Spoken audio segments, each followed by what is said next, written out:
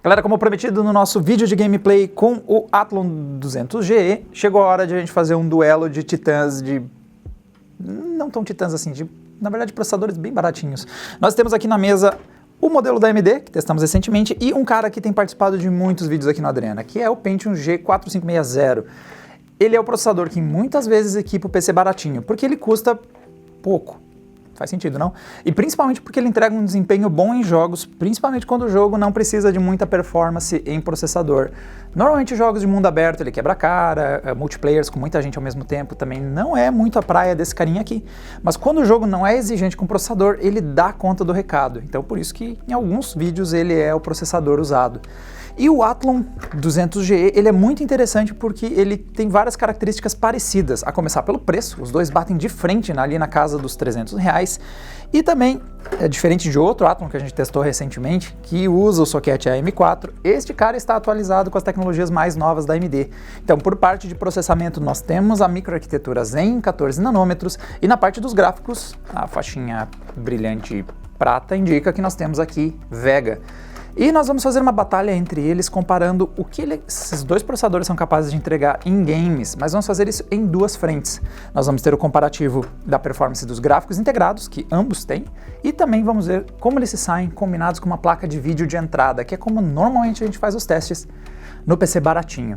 Para começar, vamos dar uma olhada nas especificações técnicas desses dois caras. Então nós temos nessa mesa dois modelos dual-core, os dois têm dois núcleos e ambos têm Hyper-Thread ou Simultaneous Multithread, ou seja, cada núcleo lógico, cada núcleo físico consegue entregar dois núcleos lógicos. Ambos são processadores de baixo consumo e também baixo aquecimento. Então nós temos aqui, no Pentium ele é um pouquinho mais esquentadinho, ele tem um TDP de 54 watts versus um TDP de apenas 35 watts do processador Athlon.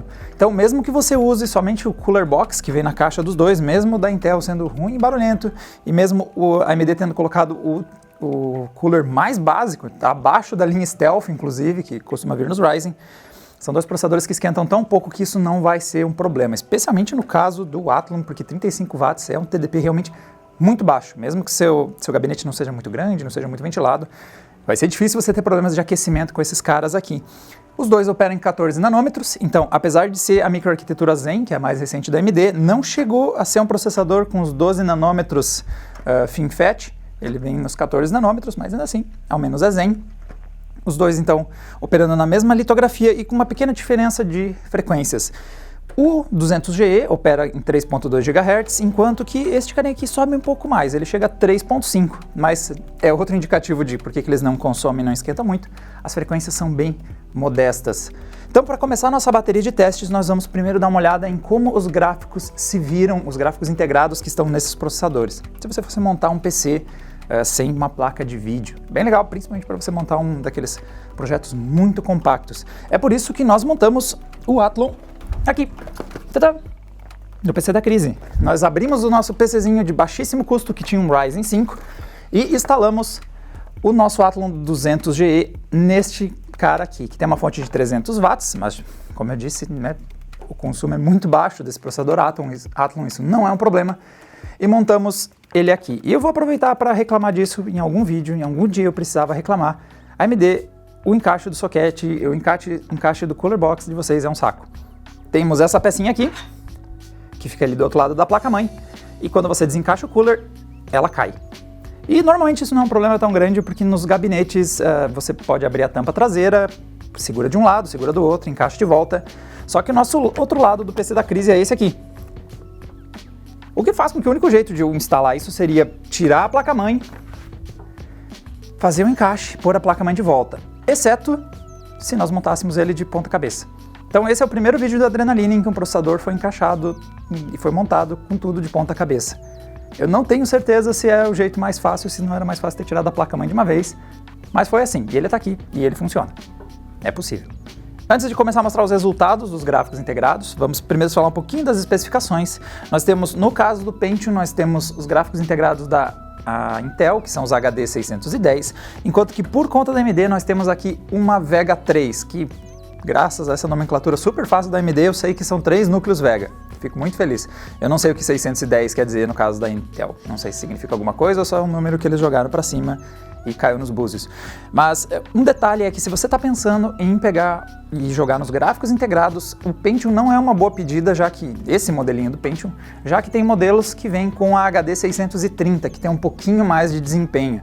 Eu só ficaria de olho que o Pentium G4 600, que foi um dos modelos que eu dei uma olhada, que tem o 630, ele sobe o preço para casa dos R$500, quase 600, e aí eu prefiro ir de vez num Ryzen 3 2200G, que tem 8 núcleos Vega. Mas, tirando isso do caminho, quando a gente observa os dois processadores, tem uma coisa que também é muito importante vocês saberem nesse teste.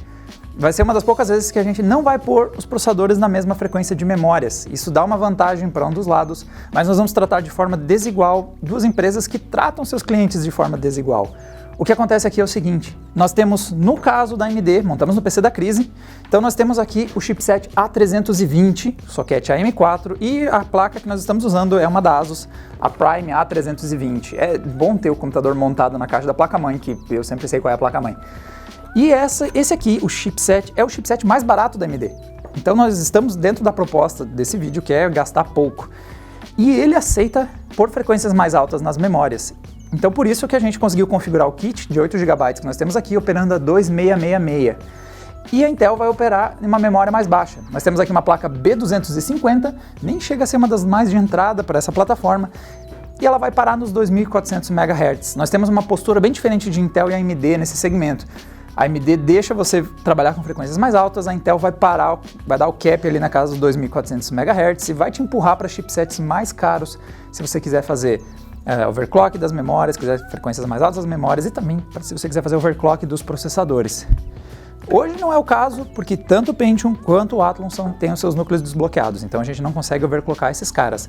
Mas a política de frequências de memória e de overclock é bem mais simpático lá do AMD que o lado Intel, e a gente vai refletir nos resultados essa possibilidade que você tem com a AMD e não tem com a Intel, principalmente porque memórias de 2400 e de 2666 são bem próximos os preços, às vezes você encontra eles até pelos mesmos valores. Então, dá para aproveitar essa vantagem do lado Athlon e vamos fazer o Pentium ser punido por bloquear o seu consumidor nessa frequência mais baixa. Falando dos resultados, o primeiro game que nós testamos foi Fortnite, e nessas plataformas o jeito foi rodar em Full HD, com 50% de escala de resolução e a qualidade no baixo. Foi quando a gente conseguiu uma boa fluidez suficiente para jogar com esses processadores que nós temos aqui. E nesse primeiro teste é uma vantagem bem clara para os gráficos integrados do Athlon. Ele conseguiu entregar uma média aí acima dos 60 FPS e mesmo os 1% ficaram na casa dos 41. Então ele teve uma boa estabilidade, enquanto o 0,1% foi bem baixo, mostrando que, apesar da estabilidade não ser das piores, de vez em quando deu um stuttering durante o gameplay. Já o HD 610 do Pentium passou muito trabalho com o jogo e a gente teve uma média aí pouco acima dos 30 FPS e com quedas para casa dos 14. Ou seja, é só você parar e olhar o gameplay acontecendo para ver que no Pentium dá para jogar, mas nós já estamos passando a ter sérios problemas. A média está pouca coisa acima dos 30 e os 1% ali na casa dos 14 FPS indica que a fluidez não é das melhores. Então, quando a gente tem os gráficos integrados entrando em ação, há uma vantagem bem clara para a Vega que está no Athlon, comparado com os HD 610 da Intel. Isso se refletiu também no Rocket League, foi uma situação parecida. Nós tivemos aí uma média de 92 FPS para o Athlon, que é uma média bastante alta, considerando aí que nós usamos... Claro que nós tivemos que de novo baixar a qualidade bastante, nós jogamos em Full HD com a qualidade no mínimo, mas nós tivemos uma média de 92 FPS, ou seja, uma taxa de quadros bastante alta, enquanto que as quedas para 1% foi na casa dos 57 FPS. Ou seja, nós tivemos uma fluidez muito boa, mesmo nos momentos que ele oscila por uma taxa alta. E os 1%, 0,1% ficaram na casa dos 34. Ou seja, mesmo quando ele caiu bastante, nos raros momentos que isso aconteceu, não foi tão ruim assim. Agora, quando a gente olha para o Pentium, a história é um pouquinho diferente.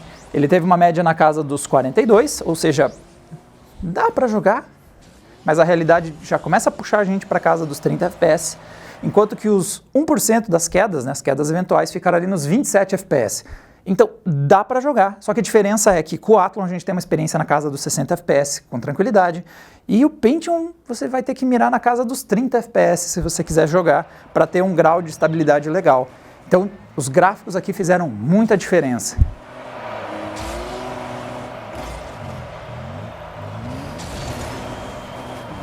O que nos traz para o próximo game agora do comparativo, onde não foi necessariamente o chip gráfico que fez a maior diferença.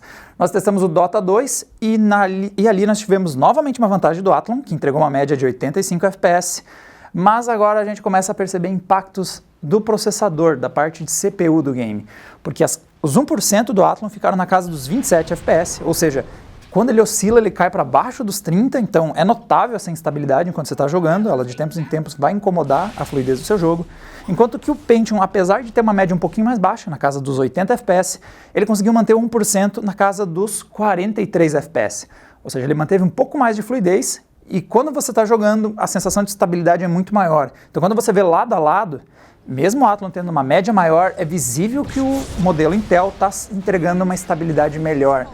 E aqui o nosso principal suspeito é mesmo o processador, porque na qualidade que nós usamos, que foi Full HD em qualidade mínima, os dois chips gráficos parecem ter se saído bem, não tiveram dificuldades em rodar o game, mas aí nós empurramos o processador para o limite. E aí o Pentium parece ter apresentado uma estabilidade um pouquinho maior.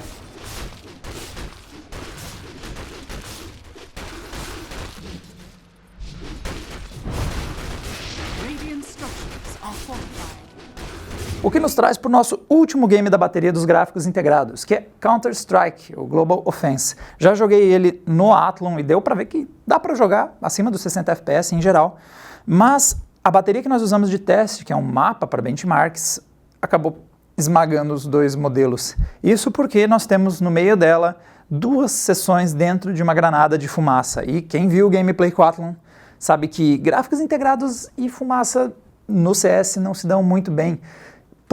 O resultado disso é que os 1% e o 0,1% foram dizimados nos dois modelos, entregando uma taxa minúscula de quadros, rodando muito mal e tornando quase injogável quando você passa dentro da fumaça com os dois modelos. E aí, quem foi esmagado foi mesmo o chip gráfico. Eles não deram conta de renderizar quando tem fumaça na tela. Então, se você quiser irritar o seu amigo nos gráficos integrados, você já sabe o que você precisa fazer para ganhar dele em CSGO. Então esse é um caso em que nós temos os gráficos não dando conta. Lembrando que eu peguei uma bateria de testes que envolvem jogos que são leves, então se eu tivesse colocado um jogo um pouquinho mais pesado na bateria, nós teríamos mais dificuldades. Mas se você está pensando em jogar algo bastante leve, esses dois processadores dão conta, mas é bem claro que o Athlon leva vantagem. Então se você vai montar um PC, que é por somente gráficos integrados e está entre esses dois modelos, com certeza o Athlon é uma boa pedida para você jogar os games aí em qualidade baixa e ter uma taxa de quadros relativamente aceitável. Mas a grande dúvida é, quem desses dois deve estar dentro do PC baratinho?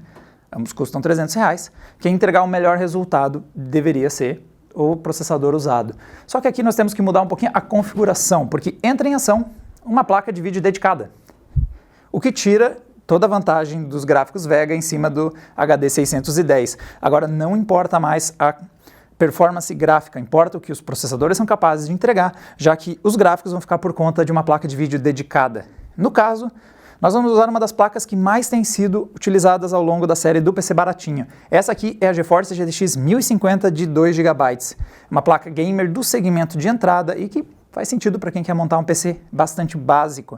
Ela, inclusive, tem algumas características que combinam com os dois processadores que nós estamos usando, baixo consumo, baixo aquecimento, vê que ela só tem uma fan, não tem nem conectores adicionais de energia, então é realmente uma combinação interessante de a gente ver em ação.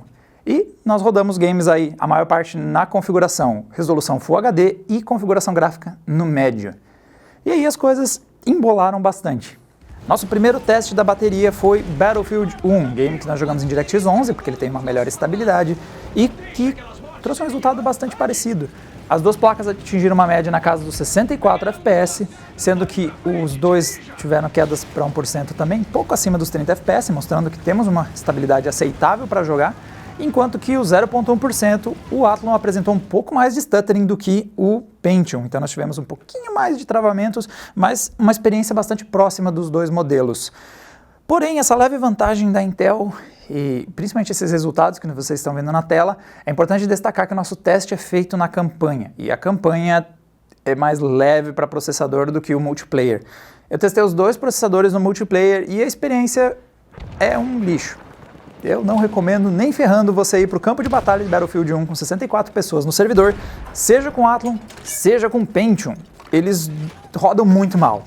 vocês podem ver na tela, é muito stuttering, é muito problema, a taxa de quadros oscilando o tempo todo, tanto faz qual dos dois modelos você está. A GTX 1050 está sendo subusada o tempo todo, ela poderia, com certeza, com um bom processador, rodar esse jogo na casa dos 60 FPS de forma estável, mas infelizmente os dois processadores não dão conta. Então, já vou destacando aqui, uma coisa que eu sempre falo no PC baratinho também, que são processadores muito baratos, às vezes eles dão conta de rodar o game, mas você tem que estar ciente que quando a coisa apertar, eles não têm fôlego para encarar.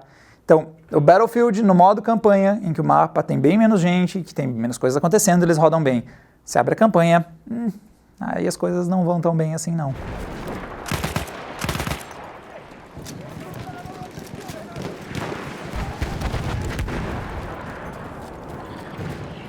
Um teste que eu já quero tirar da fila aqui, os resultados estão no artigo, mas é daquelas situações que a gente precisa investigar mais a fundo. Testamos Forza Horizon 4, que é um game em DirectX 12, e os resultados apresentaram uma variação muito grande comparado com o resto do teste. Então, enquanto outras baterias, vocês percebem que nós temos uma disputa entre os dois modelos, um pouco melhor, outro um pouco pior, Forza Horizon rodou muito mal no Athlon. Nós tivemos um desempenho muito abaixo, entregando aí uma média quase que na metade do que estava entregando o Pentium, e isso faz a gente ficar na dúvida o que está acontecendo aqui, se nós temos algum problema de compatibilidade que está acontecendo, mas o resultado foi muito abaixo do esperado. Vocês vão ver em outros testes que o Pentium às vezes leva vantagem, às vezes o Athlon leva vantagem, mas ver uma diferença tão grande entre eles dois foi um pouco atípico. E aí fica aquela dúvida, se temos problema de drivers, se temos algum problema de otimização do jogo, que faz que... Bom, eu rodei os testes, está aí na tela para vocês verem, mas ao mesmo tempo é bom ficar de olho, nós temos algum problema acontecendo nesse game em específico.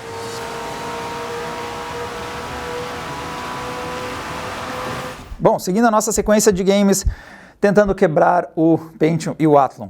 Se você pegar games leves, a coisa não fica tão feia, mas vocês podem perceber que a minha bateria de propósito está pegando situações para ver o limite desses dois caras. E o próximo game é um game que o Pentium já treme só de ouvir falar. Colocamos em ação os dois em Assassin's Creed Odyssey, naquela nossa bateria andando pela cidade de Atenas. E o resultado foi uma leve vantagem para o Athlon, que conseguiu uma média de 30 FPS, enquanto que o Pentium ficou em 29, ou seja, 1% é 1 FPS é parte técnica entre os dois. E ambos apresentaram as quedas em 1% na casa de o Athlon 21 e o Pentium em 18, com mais stuttering no Pentium, mas também tendo problema de estabilidade no Athlon.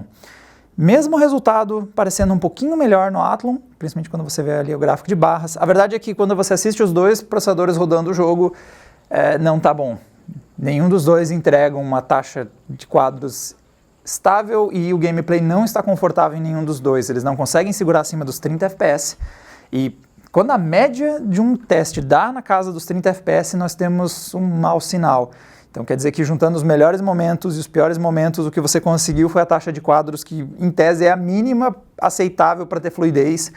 Isso quer dizer que muito do tempo você vai estar abaixo desses 30 FPS. Então tanto o Pentium quanto o Athlon não deram conta de rodar Assassin's Creed Odyssey.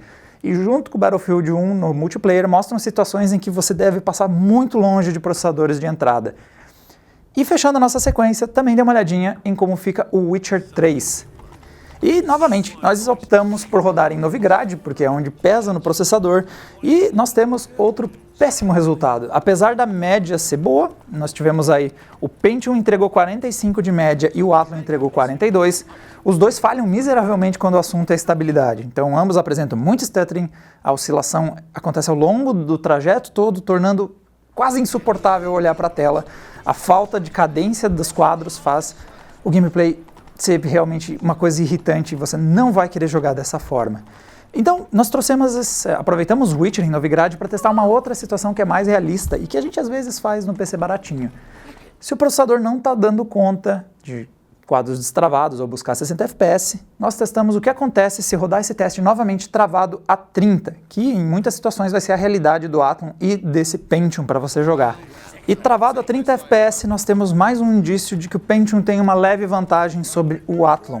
Ele conseguiu entregar uma média de 30 FPS e as quedas 1% também ficou em 30 FPS, ou seja, ele entregou muita estabilidade. E o stuttering, aqueles momentos mais raros de travamento mesmo, os 0,1% passaram a ser de 14 FPS. Então ele apresentou uma estabilidade muito boa ao longo de todo o trajeto, por novidade, que é muito difícil para processador.